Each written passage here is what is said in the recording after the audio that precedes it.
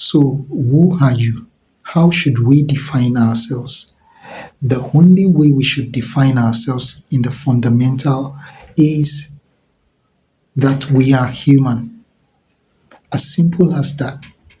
But it should be in our consciousness enough for us to know our place no matter what is going on around us, no matter what is happening with our bank account, whether it gets so huge or not, no matter what experience life is throwing at us, we will know how to respond, not react.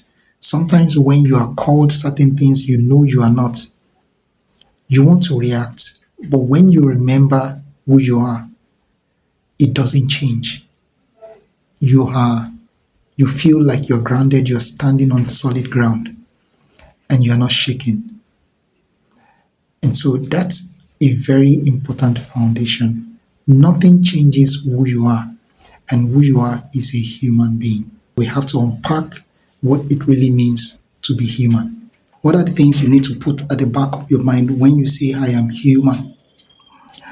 Most of the time, when people talk about being human, they talk about weaknesses. And those weaknesses are things that people can deal with. All right. I was watching a discussion and someone was asking, it's a moral issue, and someone was asking, so if you do that, what does it make you? And then the response was, it makes me human. All right, that is true. Being human means that you are not necessarily going to always act perfectly. But that's not the definition. That's not what makes you a human being. So what we are saying is that being human, it's about certain characteristics that stand out, and no one should take that away from you. You should not allow anyone to take that away from you in any circumstances. And the first thing, obviously, that people talk about is your ability to make decisions. We must always remember that we are decision makers as humans. No other person, people are always making decisions because they are human, right? And depending on the position they occupy, one person's decision may impact on other people. You are a parent, your child is in the university, and you still want to treat the child like a baby. You will be frustrated. You need to recognize that every human being is a decision maker. Yes, you have your decision to make. And part of your decision will be to train your child properly, all right? But the outcome is not totally dependent on you because your child is also a decision maker. There are parents who feel like they failed because their children or one of their children made. If you do not understand this, sometimes you will find yourself encroaching into another person's boundary and they may react in a way you don't like. So it is important to always keep it in mind that you are a decision maker and so is every human being around you. What else? One other very important thing we can't do without talking about is that as human, you are a created being.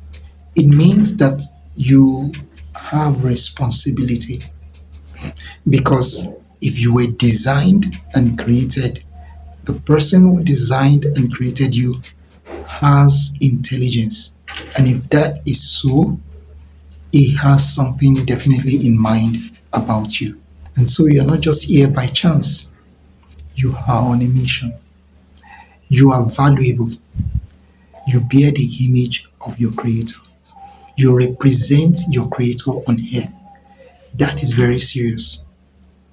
But it also means you are not just a created being, you are also a creative being because you were created in the image of your creator. Humans have tremendous capacity, and that capacity is rooted in our creativity. We are creative in our speech, we are creative in our thoughts, we are creative in our actions. In all these areas, you can either choose to be positively creative or negatively creative. Imagine if something is happening around you and you decide that your life will not make sense anymore. You decide, we talked about us being a decision maker. Now we're talking about us being both a created being and a creative being. In your creativity, in your thoughts, you may create the idea that you do not matter.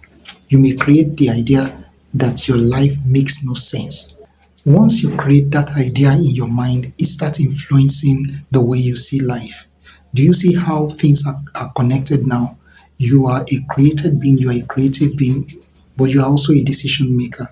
But when you call yourself fat, it depends on the interpretation you give to that, right? So we're talking about that interpretation. That interpretation itself is a creation of your mind. So we are creative in our thoughts, we are creative in what we say.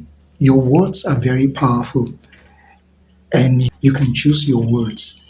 You can decide that there are things you will not say. Even when someone in the external is provoking those kind of thoughts out of you, you will be responsible for what you say, not the other person. So it's important for us to realize how creative we are. When we talk about creative in terms of words, some people use it positively to create impactful poetry. Some people use it positively to make speech and to function in their roles as humans. However, some other people use it in a way, just to get results, to deceive other people, and that is what I call negative creativity. Some use it to manipulate other people to believe what is not true. It limits not just your own potential, but the potential of other humans around you. If your role limits another person's opportunities, it affects us all in ways that you may not immediately identify, but you will definitely discover it later. We will continue in the next session.